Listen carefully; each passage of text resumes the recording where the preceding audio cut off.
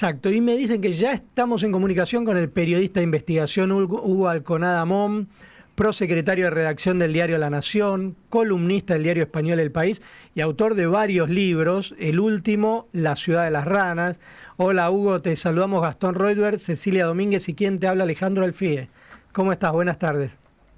Buenas tardes, ¿cómo están ustedes? El gusto saludarlos. Bueno, gracias por esta comunicación y lo primero que te quiero preguntar, esto que estamos hablando con los oyentes, si pensás que el debate presidencial de mañana sirve para cambiar el voto. A ver, en teoría, lo que dicen los académicos es que no, que tiende a reforzar los conceptos previos, las ideas previas. Dicho eso, también me da la sensación que en los márgenes sí. Ya hay muy buenos estudios al respecto, incluso hay uno aquí de Argentina que es estupendo, que te marca cómo influyen los debates, por ejemplo, entre los candidatos menores, en el caso de esta última campaña, Bregman o Schiaretti, que tienen una oportunidad de llegar a audiencias masivas que hasta ese momento no habían tenido, y también influyen sobre los indecisos. Y tenemos en este momento que los indecisos, según qué encuesta tomes, están rondando entre el 5 y el 15%, con lo cual ahí es donde está una oportunidad y un riesgo para los candidatos.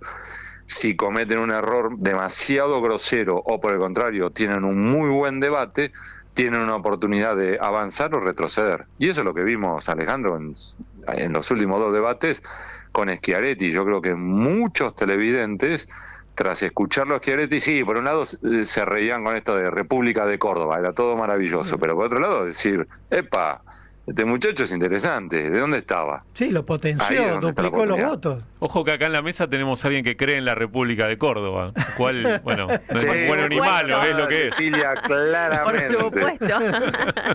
Claro que sí. Y en ese sentido, ¿qué fortalezas y debilidades les ves para mañana a Massa y a Milei? Yo creo que, obviamente, donde se siente más cómodo Milei es en el eje económico y se siente mucho más incómodo en todas las aristas de la dinámica social, de relaciones interpersonales. Y a ver, demos otro paso, Alejandro.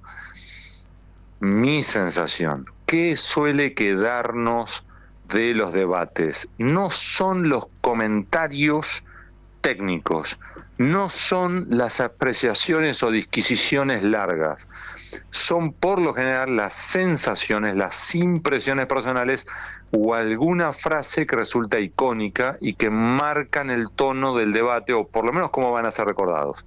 Ejemplo, del primer debate de esta campaña, ¿qué recordamos? Bregman diciéndole a Milei, vos sos un león mimoso al final, por ejemplo. Gatito mimoso. Gatito mimoso. Gatito mimoso. O, por el contrario, en el debate de 2015, ¿en qué te han convertido, Daniel? Sí. Y el beso después, ¿no? De Juliana Aguada. Y el beso de Juliana. Y que aclarémosle algo a los oyentes. Eso está preparado. Está preparado cada frase. El punto es cómo los usás, esos comentarios, cuándo los lanzás y cómo llega a entrar o no en la audiencia. Ahí están esos pequeños trucos donde tenés una oportunidad.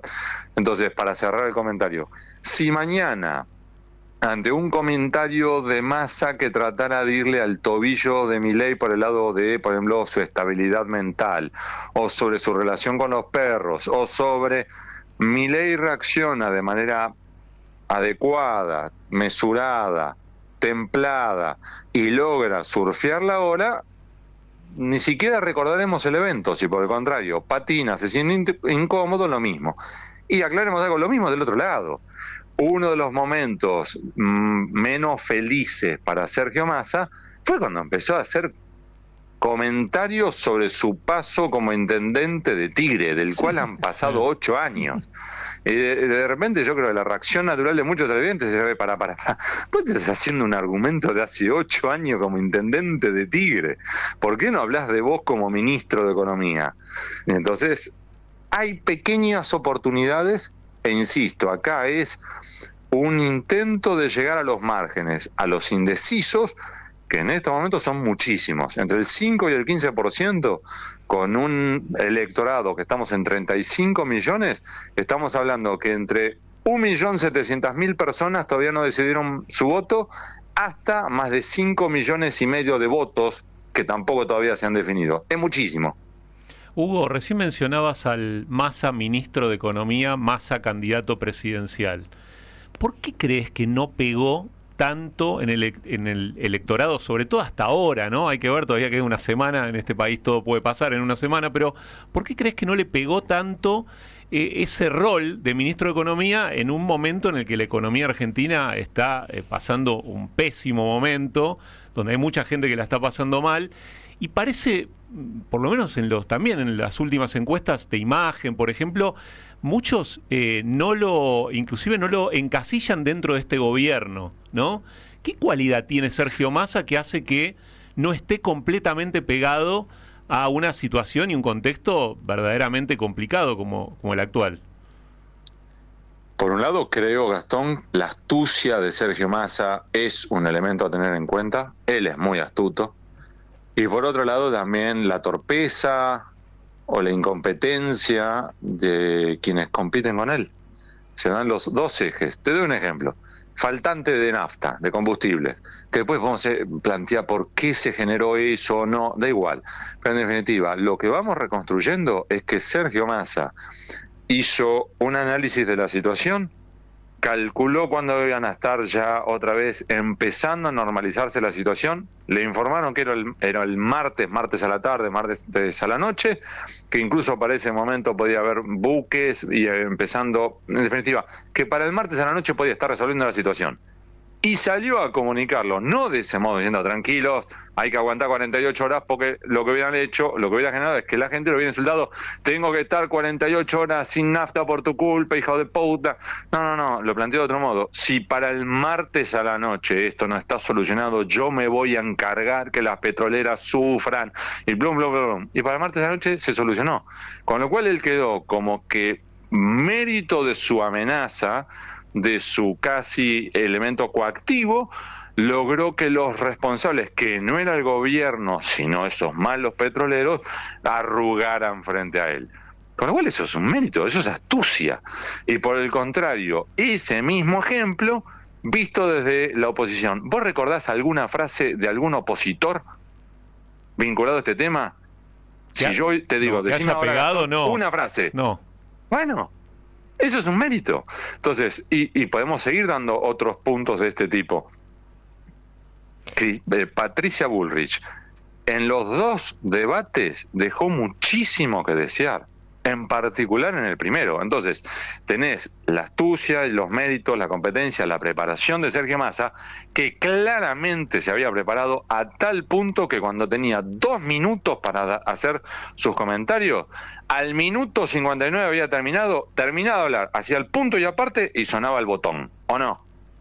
Y por el contrario, Patricia Bullrich, que sabía, como todos los candidatos, que tenía 3 temas, sobre cada tema tenía que hablar 2 minutos y tenía 15 segundos para hacerle una pregunta a cada uno de sus oponentes.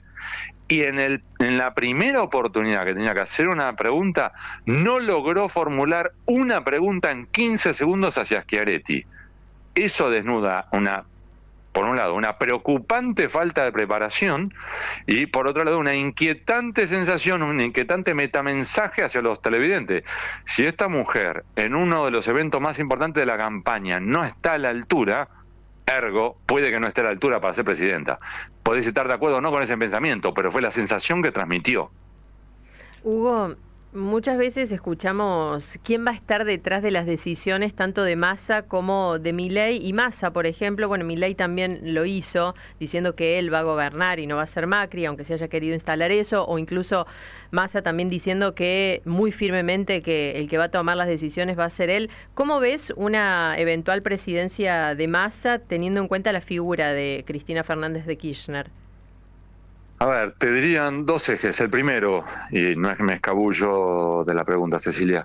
Primero, Hoy publicamos en el Diario de la Nación una larga entrevista a los autores de, para mí, los dos mejores libros sobre Massa y Milei. Sobre Massa, que es Diego Genut, sobre Milei, que es Juan Luis González. Los dos libros son muy buenos. El de Massa, El arribista del poder; el de Milei, El loco. Recomiendo de corazón a los oyentes que lean esa entrevista, porque son dos periodistas que han dedicado años a investigarlos a ellos dos, ¿sí? Entonces, no es que me escabullo, pero así como para dar un contexto general. Primero. Segundo, se estima que cuando vos desembarcás en la Administración Pública Nacional, vos necesitas no menos de 5.000 personas. Es decir, si vos no tenés formados equipos técnicos de por lo menos 5.000 personas, van a haber ravioles importantes de la Administración Pública Nacional que van a quedar vacantes. Desde acá estamos hablando de un desafío mayúsculo para los dos candidatos. Tercer punto, y tampoco me escabullo, pero mi sensación, que ustedes me preguntan, me da igual quién gane, dentro de 6 meses, y acá no hay un consenso generalizado de políticas de Estado para afrontar el toro, como le dicen en España, y tomar las decisiones desagradables que hay que tomar, reitero, no importa quién gane, en 6 meses los estamos insultando. Aunque nombráramos hoy a Superman como Clark Kent, como presidente, dentro de 6 meses vamos a estar diciéndole, mirá el estúpido este con el calzoncillo arriba del pantalón que se cree Superman. ¿Por qué? Porque los desafíos son tan grandes, que son inabordables sin un consenso político, por lo menos en los ejes esenciales para afrontar las reformas. Porque además, espero equivocarme, mi sensación es que acá se viene un ajuste que o se toma o el ajuste se produce solo, pero el tortazo viene. Desde acá es, ¿cómo lidias con el tortazo? Es simplemente eso. Después podemos hablar si, en el punto como vos bien decís, Ceci, es una pregunta importante. ¿Qué va a ocurrir en la dinámica entre Massa y Cristina Fernández de Kirchner? Y podría decir, bueno, probablemente Massa intente hacer con los Kirchner lo que los Kirchner le hicieron con Duhalde. Es decir, mientras que te necesito, te abrazo, y donde me pueda despegar y desafiarte, te desafiaré como todo príncipe desafía al rey de turno. Y lo mismo podemos preguntar por el lado de Milei, que es decir, ¿qué hará Milei frente a un Mauricio Macri? Sí, ya sé que Milei insiste con que no hicieron ningún tipo de acuerdo, pero vuelvo al punto inicial de mi respuesta. Para desembarcar en la Administración Pública Nacional vos necesitas 5.000 técnicos listos para empezar a gestionar. Si no tenés eso, estás en un problema. Y hoy Javier Milei no tiene más de, ¿cuánto? 20, 50, 100, 150. Y por el lado de Massa, ¿tiene hoy 5.000? Puede decir que sí, puede decir que no. Lo que sí está claro es que, por ejemplo, ya ha sondeado a Carlos Melconian como posible ministro de Economía. Uno puede decir, el oyente puede decir, pero para, si Melconian estaba con Bullrich. Sí, pero Melconian es uno de los pocos economistas que al menos ha ido desarrollando un plan que con la Fundación Mediterránea tenía equipos técnicos y por lo menos para esa pata podría darte una mano. Hoy, insisto con esto y cierro, no importa quién asuma en la Casa Rosada, el desafío es tan grande que se necesitan consensos básicos. Ahí, Hugo, estamos hablando con Hugo Alconada Mon, vos sos periodista de investigación, y uno de los temas que recién yo recordaba cuando hablabas de la relación Massa-Cristina es este caso de espionaje ilegal que se destapó esta semana, donde aparece vinculado Fabián Conu Rodríguez, un importante dirigente de la Cámpora, muy cercano a Máximo y a Cristina Kirchner, que sigue siendo funcionario de la AFIP, pese a que allanaron su casa, su oficina en la AFIP, le incautaron notebooks, netbooks, celulares, etcétera. ¿Por qué no lo echan a este funcionario de la AFIP? ¿Por qué sigue el Conu Rodríguez siendo funcionario del gobierno actual, siendo que un fiscal lo acaba de allanar por espionaje ilegal?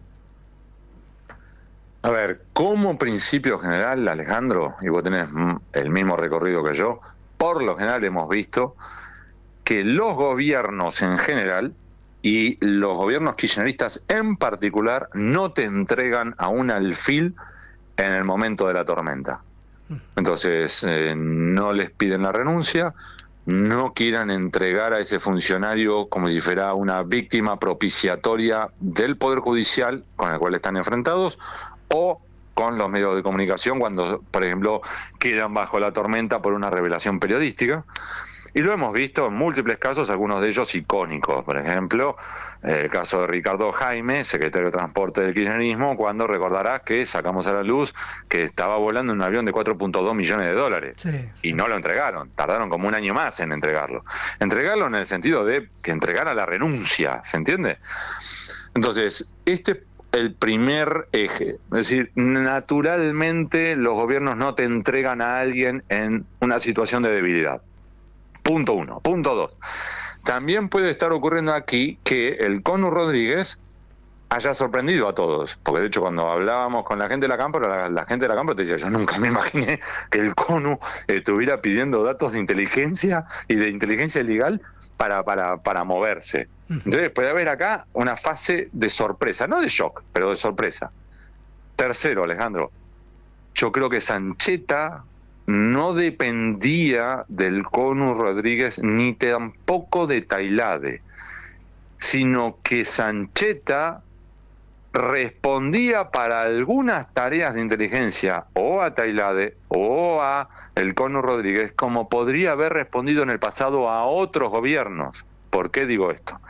Nosotros estamos ahora reconstruyendo la historia de Sancheta y lo que te da es que él tiene un largo recorrido, primero como policía federal, donde hizo cursos de inteligencia, se convirtió en la práctica en un pluma, como se le dice en la jerga de la propia Policía Federal, a lo que se dedican a hacer tareas de espionaje, inteligencia criminal, en el sentido, por ejemplo, están investigando una posible banda de narcos, narcomenudeo, y lo mandan a un tipo no vestido de policía a hacer consultas por el barrio, que compra los tomates en la verdulería de la esquina, pregunta quiénes son, qué linda casa esta, quién vive acá, qué linda, y averiguan lo mínimo.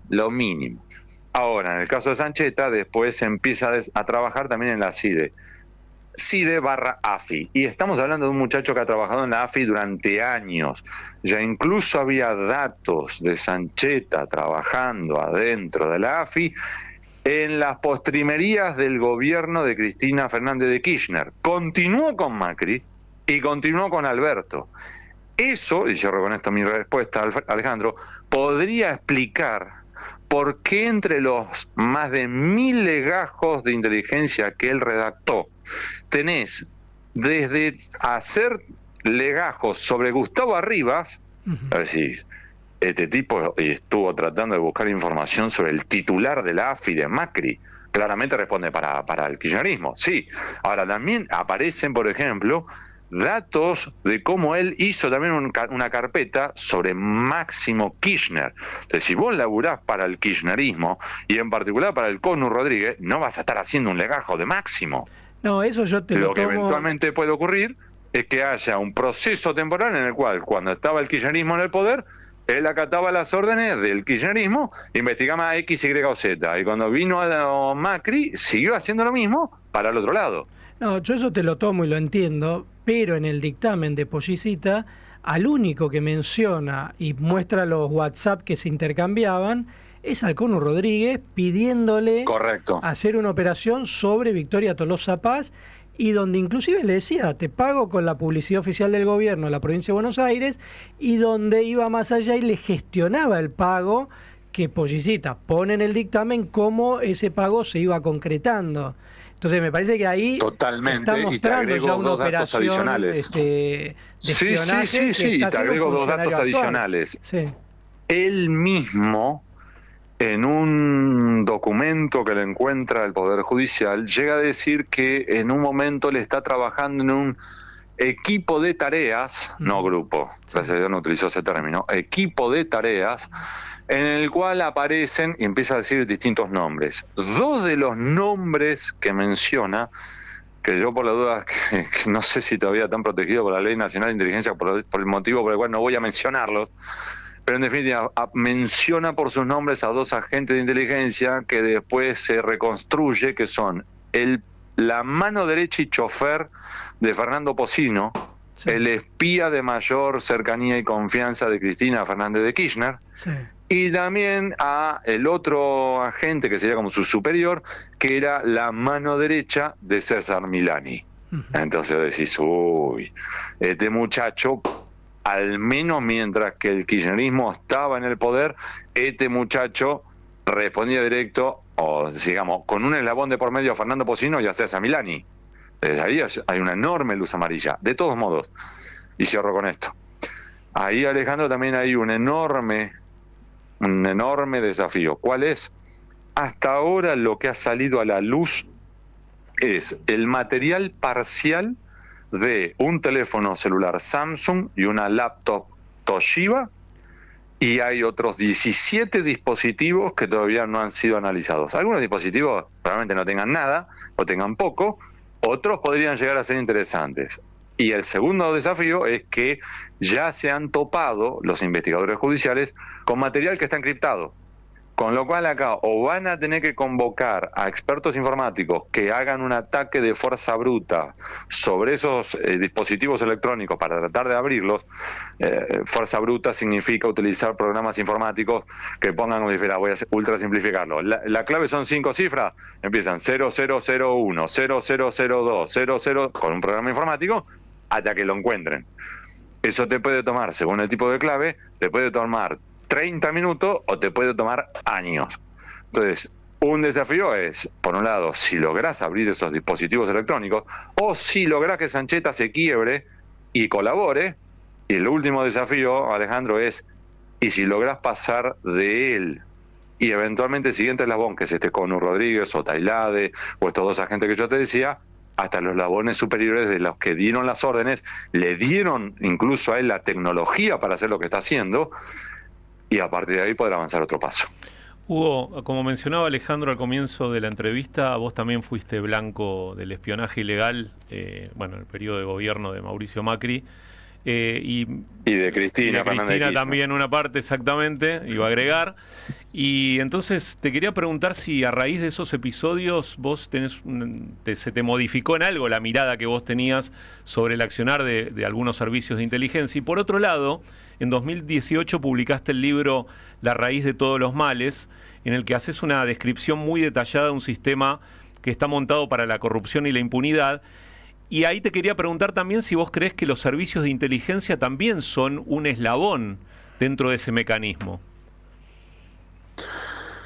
A ver, primera respuesta, si mi mirada se modificó a partir de que fui víctima, sí. ¿Por qué? Porque por un lado yo venía investigando como un profesional y a mí me gusta lo que hago y yo me hago cargo de las consecuencias de mis actos. Hay cosas que no puedo hacer fruto de que soy una persona pública que se dedica a hacer este tipo de investigaciones. Ahora, yo me gusta lo que hago y de repente me encontré con que yo estaba involucrando a mi familia y mi familia era víctima de temas que ellos no habían elegido. Que esto es lo que te duele cuando se meten con tu familia. Es decir, bueno, vos sos médico y vos te bancás las consecuencias de ser médico, las buenas y las malas. Ahora, de repente cuando te encontrás con que tus hijos tienen que sufrir consecuencias porque vos elegiste ser médico, te duele. Entonces, en mi caso, tener hijos menores de edad que terminaran sujetos de espionaje, me dolió. Y me dolió porque decir, esa consecuencia es una consecuencia no deseada ni buscada de mi trabajo. Ese por un lado. Y por el otro lado, me encontré con espionajes o espías chambones de cuarta, básicos, que, claro, no todos son así, pero la primera línea del espionaje eran muy básicos. Entonces eso también a mí, si querés, me enriqueció, porque uno se imagina, no te digo los James Bond, pero yo me imaginaba algo mucho más profesional, más preparado, más tecnológico, y me encontré con cosas cuando vi la carpeta que habían hecho sobre mí mismo. Que Anaconda que habían puesto. Pero Alejandro, era patético, decís, perdón por la expresión, pero lo van a entender los oyentes. Yo lo que pensaba es, hijo de puta, si lo mejor que tenés sobre mí es esto, cuando tengas que lidiar con lo que realmente importa y para lo que realmente están los servicios de espionaje, que son para amenazas externas, como por ejemplo lucha contra el narcotráfico o por ejemplo atentados terroristas, si este mismo nivel de espionaje tiene para luchar contra el Hezbollah, estamos fritos y estamos regalados. Bueno, hemos tenido 2 atentados que están impunes todavía. Además, recordémosle, este es un punto clave para los oyentes, que es, ¿por qué están los espías? En la Argentina y en otros muchos lugares, porque se usan para espiar a tu rival de turno. Entonces, por ejemplo, vos sos presidente, tenés que ir por tu reelección y vos tenés los teléfonos pinchados de todos tus rivales para saber cuáles van a ser sus jugadas, incluso ahora como si fuera para el debate presidencial. Lo tenés pinchado a tu rival, sabés por dónde va a tratar de criticarte y atacarte y vos te preparaste. Y esto es acá y en el mundo. De hecho, Estados Unidos, uno de los motivos del escándalo que llevaron a la caída de Richard Nixon era porque tenía pinchado los teléfonos del Comité Nacional Demócrata. Y lo tenía pinchado mientras que competía Richard Nixon por su reelección. Entonces, esta es una de las obsesiones naturales y habituales de los políticos y por eso usan el espionaje. Ahora, el espionaje realmente se utiliza o debería utilizarse para prevenir, por ejemplo, ataques externos, sea o de otros estados o de fuerzas irregulares como células terroristas. Ese es uno de los reproches que se le ha hecho en Estados Unidos a la CIA, se te escapó la tortuga y nos atacaron el 11 de septiembre. Y es lo mismo acá en la Argentina. De hecho, uno de los motivos que suelen ser recurrentes cuando se plantea la defensa de los servicios de espionaje es el temor a un tercer atentado. Punto 1. Punto 2, sobre la pregunta de Gastón, la otra pregunta que me había hecho, que va por el lado de si los espías y el servicio de espionaje son un factor en la ecuación de corrupción e impunidad. Y la respuesta corta es sí. ¿Por qué? Porque a menudo los espías y el servicio de espionaje no se utilizan para lo que tienen que ser utilizados, sino precisamente para garantizar la impunidad. Voy a dar para los oyentes un ejemplo ilustrativo de esto, que fue el propio juez federal, Norberto Yarvide, declaró bajo juramento como testigo una vez que ya había estado retirado y contó cómo cuando él tenía que en teoría investigar el enriquecimiento ilícito de los Kirchner, dictó el sobreseimiento exprés del matrimonio presidencial luego de que un emisario de Antonio Stiuso lo agarrara del cogote en su propio despacho de juez federal, lo trolara contra la pared y le dijera: vos enano firmá acá o vos sos chocolate, te hacemos papilla. Y el enano firmó. Esto lo contó él mismo, ¿eh? Ahí tenés un ejemplo de cómo se utiliza el espionaje, no para lo que tiene que ser utilizado, sino para la impunidad de la corrupción. Hugo, recién Gastón te mencionó un libro, uno de tus libros. Yo quería mencionar otros 2, Pausa 1 y 2, que leí. Que me acuerdo que a uno se lo regalé a mi papá. ¿Viste cuando haces un regalo pero porque lo querés leer vos después? Y te quería preguntar, ¿cuándo viene Pausa 3 o algún libro parecido? ¿O estás en algún proyecto escribiendo algún otro libro para tus lectores? Sí. A ver, a mí me gusta ir experimentando distintas facetas. Sí. Y entonces, uno de los aspectos que a mí más me gusta del periodismo es que, sí, me dedico al periodismo de investigación, pero antes fui, por ejemplo, corresponsal ante la Casa Blanca. Y una de las ventajas que tiene el periodismo, que en mi caso a mí me toca, que yo estoy poco en la redacción porque estoy todo el día en la calle. Y claro, a veces me toca estar en el conurbano, en calles de barro, con cloaca abierta, y a veces me toca viajar a lugares increíbles. Esto es uno de los aspectos que a mí me gusta. Otro de los aspectos es haber podido entrevistar a algunos de los hombres y mujeres más brillantes de este planeta y tener como si fueran clases particulares con ellos. Sí, increíble. Y esas entrevistas fueron las que se terminaron volcadas en Pausa 1 y Pausa 2. Sí. Y ahora estoy en otra experimentación, que es escribir novelas. Entonces ahora escribí La ciudad de las ranas y yo me divertí como un nene durante 5 años en el proceso de investigación, escritura y edición. Y ahora estoy escribiendo otra novela que ya acabo de terminar ayer terminé el tercer borrador de esa novela. Todavía le queda un largo recorrido, pero yo lo disfruto como un nene. ¿Pero hay Así alguna que por ahora no pista hay pausa 3. sobre temas, sobre algo, se puede decir o no? Sí, es una novela policial. Ah, me encanta. Crimen, suspenso, policial negro, novela negra, abrevando en, por ejemplo, los autores italianos Vicci, que es el autor del Comisario Bordelli, de otro que es, bueno, obviamente el Comisario Montalbano. Así que sí, estoy por ese lado. Qué bueno. Bueno, y recién mencionabas el tema de las novelas y uno no puede dejar de olvidar La ciudad de las ranas, que publicó el año pasado Editorial Planeta. Contanos un poquito por qué decidiste escribir esa novela histórica situada justamente en la ciudad de La Plata, que vos sos platense. ¿Por qué esa necesidad? Soy de escribir platense, ahí? Alejandro, y pincha rata. Y pincha, Sí, sí, lo iba a eso decir. iba a agregar por las dudas, ¿viste? Porque si no se genera ahí la duda. Sí. A ver, Alejandro, ¿cómo nace esto? Nace justamente por ser periodista. A ustedes los tres lo han vivido. Que es el periodismo te ofrece oportunidades de conocer un lugar de un modo y personas que de otro modo no conocerías. Entonces, yo soy nacido y criado y vivo en La Plata. Ahora les estoy hablando desde la ciudad de La Plata. Pero los 2 años y medio que yo trabajé para el diario El Día de La Plata, conocí más y mejor y distinto esta ciudad que en todos los años anteriores y posteriores. ¿Por qué? Porque el trabajo como periodista me obligó a ir a lugares que de otro modo no hubiera ido, conocer gente que de otro modo no hubiera conocido, y así fue como me fui enterando de pequeños retazos de la historia de la ciudad que son increíbles y propias casi de, por ejemplo, películas como Pandilla de Nueva York, aquella película de Martin Scorsese con Daniel Day-Lewis y Leonardo DiCaprio, que hay un momento en el cual irlandeses, ingleses, italianos chocan en un punto específico de la ciudad de Nueva York que es 5 esquinas. Bueno, algo muy parecido a eso pasó en la ciudad de La Plata. Criollos, españoles e italianos chocaron en una esquina específica de la ciudad de La Plata, que es la esquina del atrio de la iglesia de San Ponciano, la iglesia más antigua de la ciudad. Y en esa pelea hubo al menos 3 muertos, al menos 30 heridos, las 2 cifras después subieron, y fueron heridos y muertos de cuchillo, bala, espada, lanza, y las crónicas de la época te hablan incluso de un napolitano que salió del atrio de la iglesia con un hacha clavada en el parietal derecho. Tremendo. Y cuando yo leí eso dije, carajo, acá hay una historia increíble para contar, que es la verdadera, no la verdadera, la historia de la gestación de esta ciudad, porque sí, en la teoría fue Dardo Rocha que ideó la ciudad y que dijo, vamos a crearla de este modo, y después tenés cómo eso se traduce a la tierra, al terreno, y hay que levantarla, y las pujas de poder, y las pujas de las distintas facciones.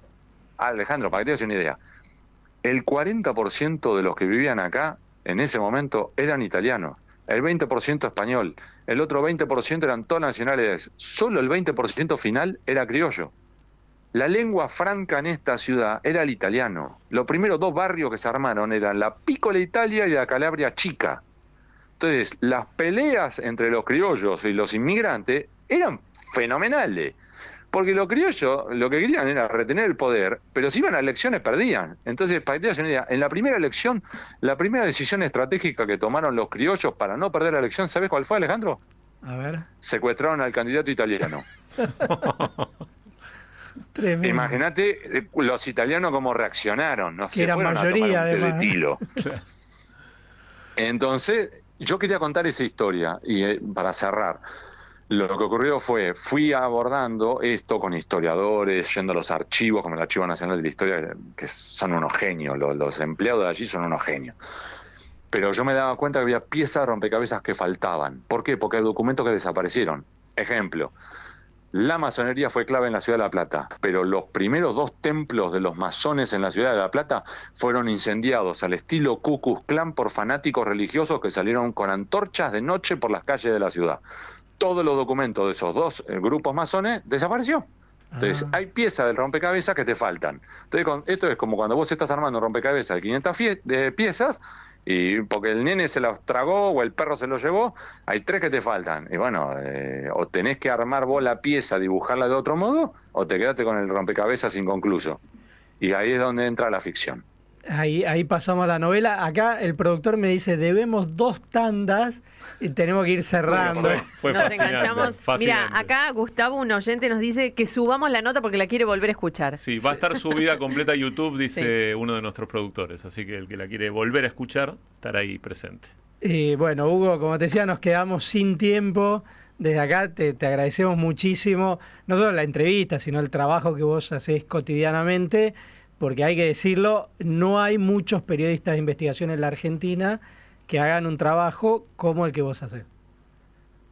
Les agradezco por esas palabras y les agradezco además por todo el tiempo que me han dedicado y le pido perdón al productor por ser tan larguero. Que tengan buena tarde. Abrazo grande. Un abrazo grande. Gracias. Bueno, Chau. era el periodista Hugo Alconada Mon, prosecretario de redacción de La Nación y columnista del diario español El País. Rivadavia, 630.